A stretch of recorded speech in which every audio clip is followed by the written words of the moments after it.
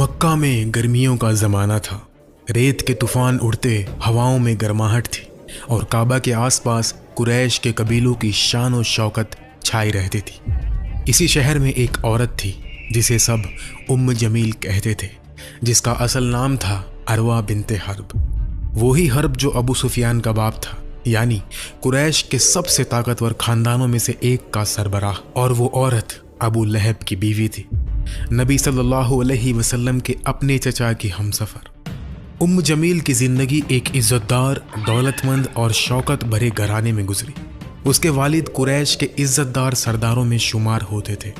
بچپن سے ہی اس کے اندر گھمنڈ، غصہ اور تیکھی زبان تھی۔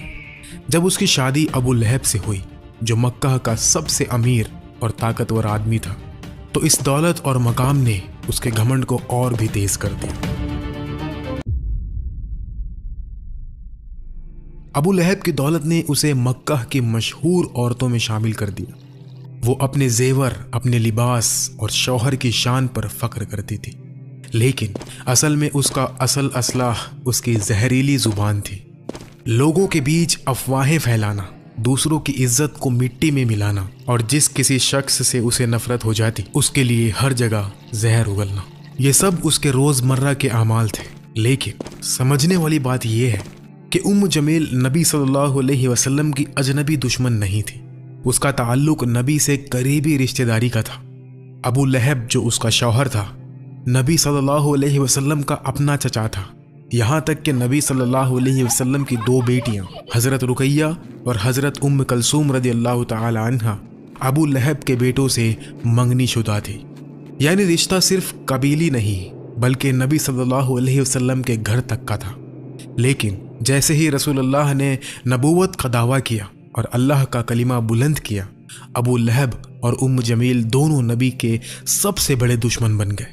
صرف دشمن ہی نہیں، انہوں نے نبی صلی اللہ علیہ وسلم کی بیٹیوں کی شادیاں صرف اس وجہ سے توڑ دی کہ ان کے والد نے اللہ کا پیغام پیش کیا۔ سوچئے ایک باپ کے دل پر کیسا زخم لگا ہوگا جب اپنے قریبی رشتہ دار نے صرف دین کی وجہ سے اس کے گھر کا رشتہ توڑ دیا۔ جمیل کے لیے اسلام صرف ایک عقیدہ نہیں تھا بلکہ اس کی دنیا اور طاقت کے لیے ایک بڑا خطرہ تھا۔ جب پہلی دفعہ اس نے محمد صلی اللہ علیہ وسلم کے دعوی نبوت کے بارے میں سنا تو اس نے اسے ایک گزرنے والی بات سمجھی، لیکن جیسے جیسے لوگ نبی کی پیروی کرنے لگے، اس کے دل میں خوف اور غصہ بڑھتا چلا گیا۔ اب اس کے لیے یہ صرف مذہبی مسئلہ نہیں تھا بلکہ اس کے گھر، اس کے قبیلی نظام اور اس کی برتری کا سوال بن